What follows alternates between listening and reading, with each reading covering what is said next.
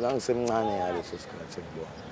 Ngoba-ke uma ufika-ke lapha kaSARS ufike ukuthi kuthina ucela bandla sikupha amashumi o-R2 ngoba manje into eyinqenayo ngenxa lento yokuthi lokho ekuthiwa vala vimba njengoba kuhlezi kwenzeka abafowethu la uthola sebeyahujwa sebesibambe ngoba bayasibamba vele kusena.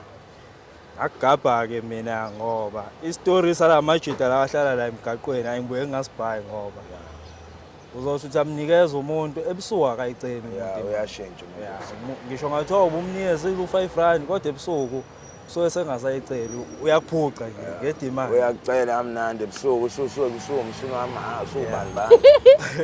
So mase ngibona amavidiyo uZwide seposta ukuthi awuzama ukushintsha impilo-ke ngase ngishaya ugithi ngase ngithi ngoba ethi ufuna ukuyisa kini akuke ngize nami la ngisupport iyona ndlela nami engisupporta ngayo le ningazi uyogibela amathekisi ngibe ngikhona nami ngila iDobi akuke ngize ngisupport umfowethu nami uZwide ngoba esupportayo ngisho sengisupporta nawe-ke mina-ke kwesinye igodukisi wahamba uyobona edladleni. Ngiyabonga manje singathi uNkulunkulu angaba nawe. Siyabonga mfowethu. Mina ngokwami sengakithi singathi uNkulunkulu angaba nawe.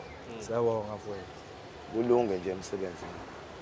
Hayi ngoba sihamba nje uhambe nawe uyobona lapha edladleni ukuthi nawe uyikhothela amadlozi. Noma uthi muhle kanjani? Ngazi uthi uyolobola ngempela namhlanje. Ngazi uthi uzasobuya nje nentombi.